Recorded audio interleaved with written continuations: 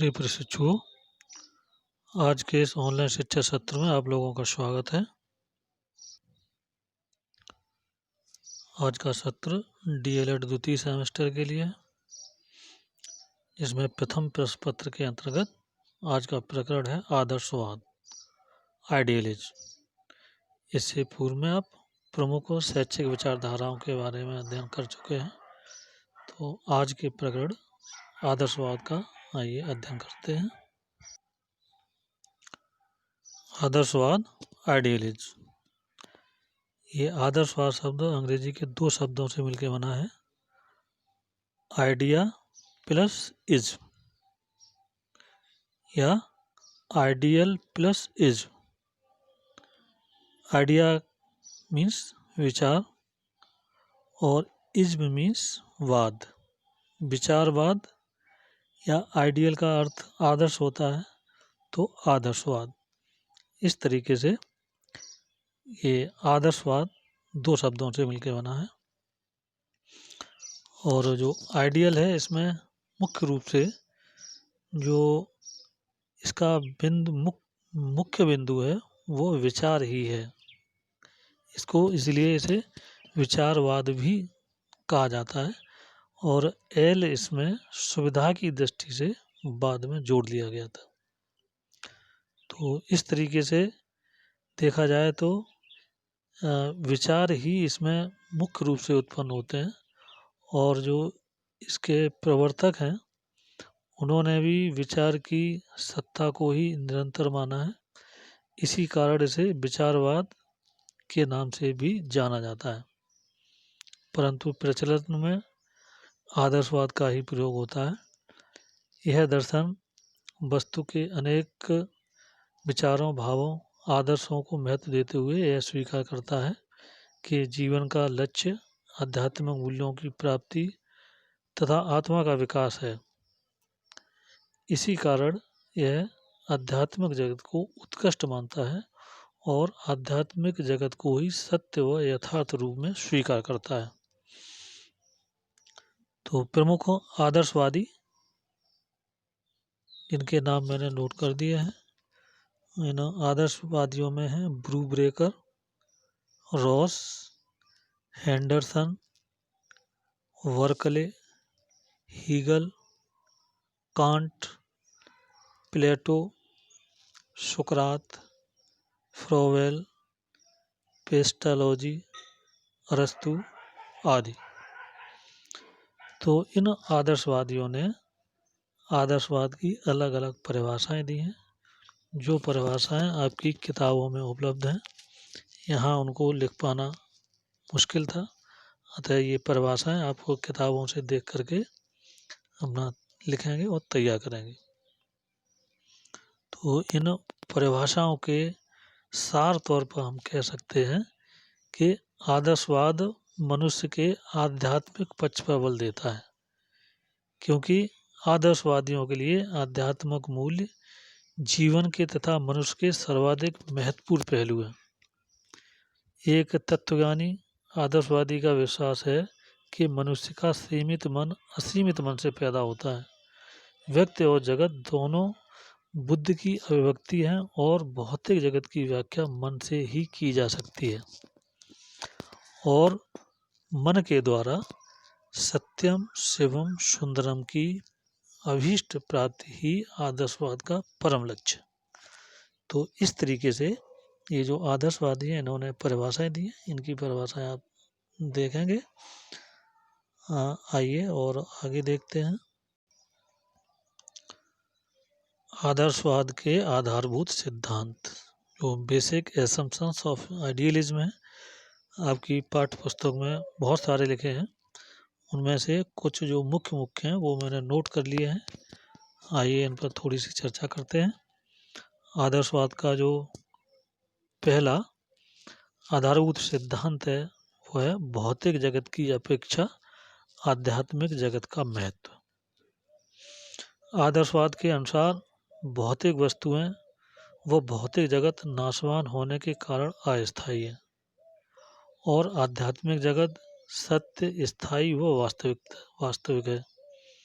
इसका मूलभूत कारण यह है कि आध्यात्मिक जगत वैचारिक रूप से विद्यमान रहता है और विचार चिरस्थायी होते हैं, और मानव का जो प्रमुख कार्य है इस आध्यात्मिक जगत को समझते हुए उससे संबंध स्थापित करना है।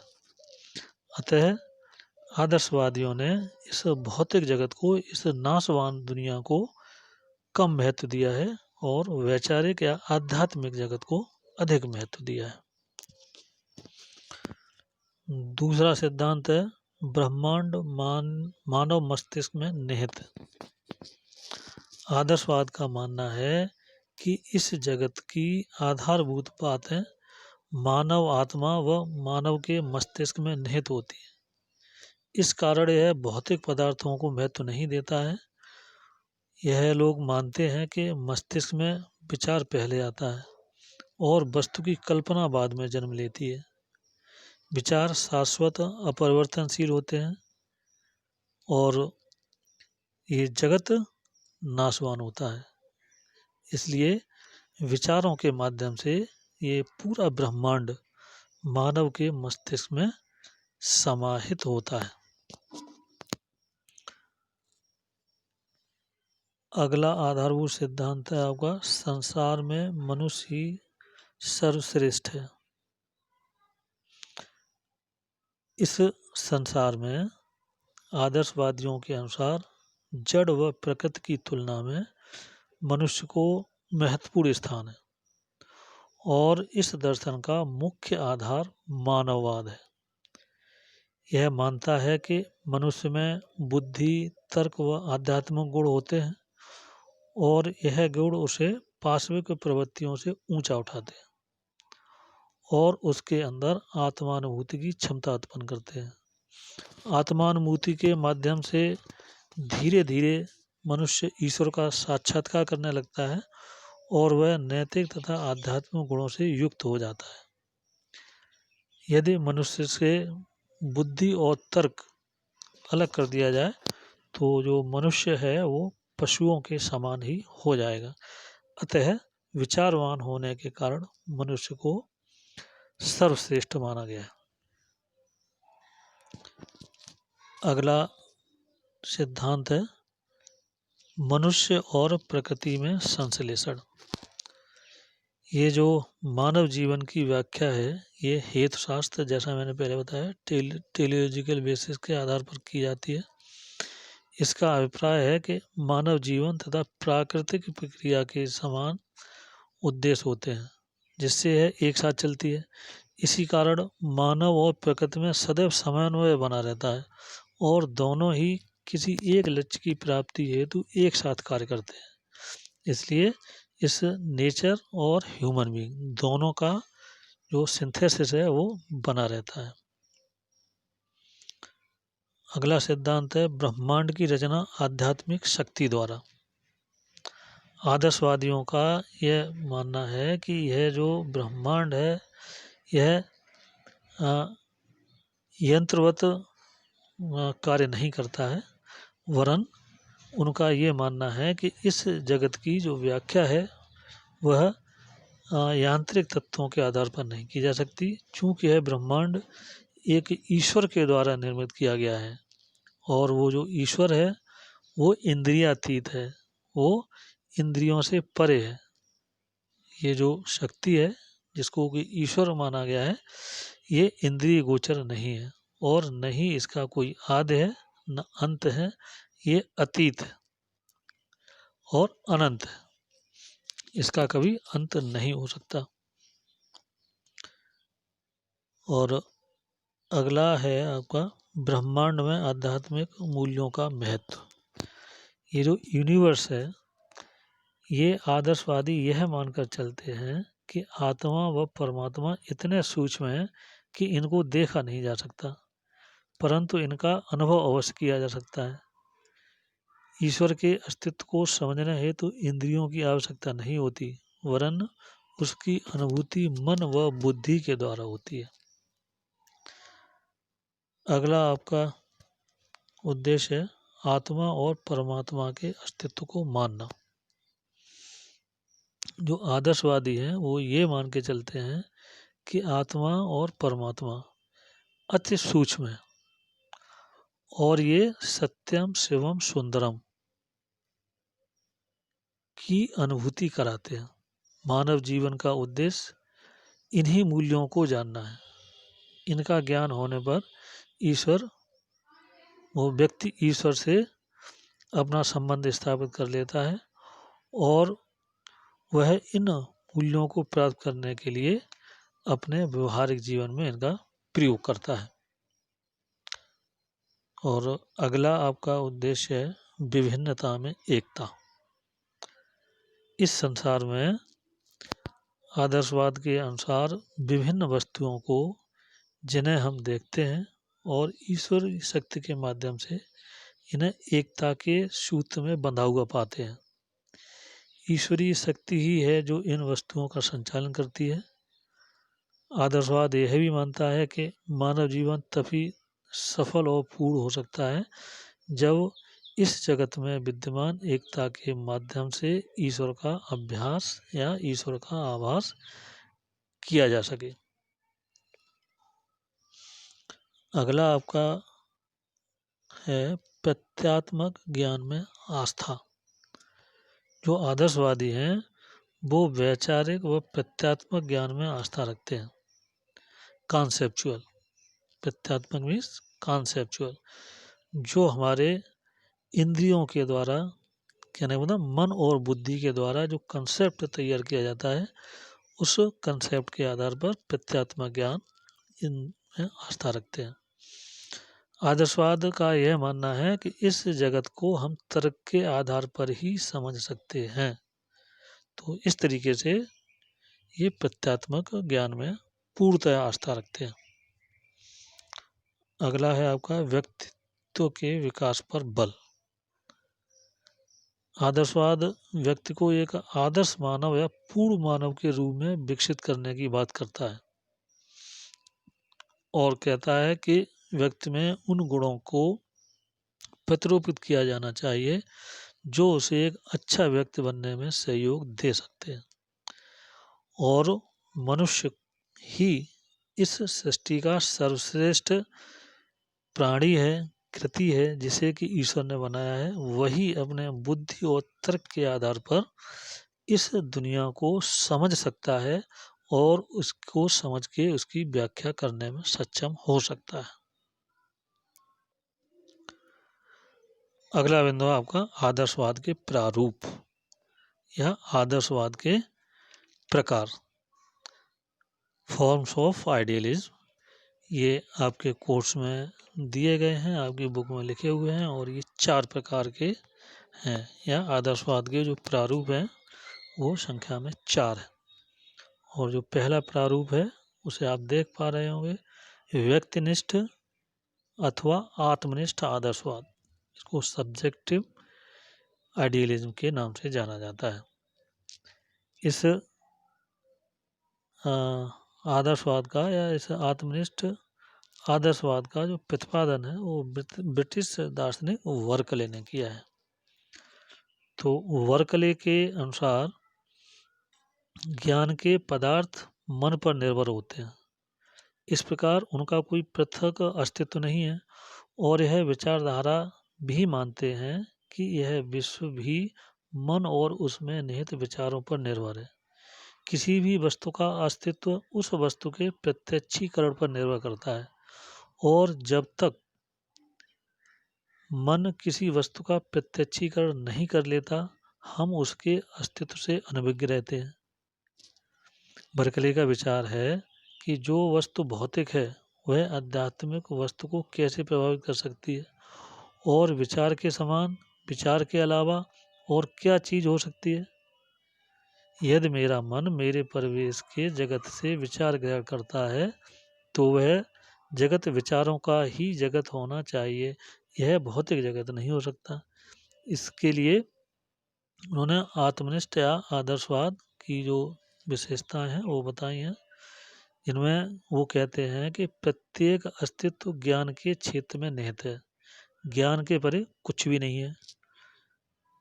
दूसरा, प्रत्यक्षीकरण द्वारा ही कोई गुण अस्तित्व में बनाए रखे जा सकते हैं कि बगैर प्रिसेप्शन के, बगैर प्रत्यक्षीकरण के कोई भी गुण अस्तित्व में नहीं रह सकता। अगला, पदार्थ व ज्ञान एक दूसरे पर निर्भर हैं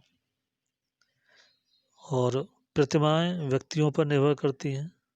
जो भी इमेजेस बनती हैं वो व्यक्ति के ऊपर डिपेंड करती हैं। पदार्थ का ज्ञान प्रत्यक्ष होता है, जो ऑब्जेक्ट डायरेक्ट हैं उनका जो ज्ञान है वो प्रत्यक्ष होता है।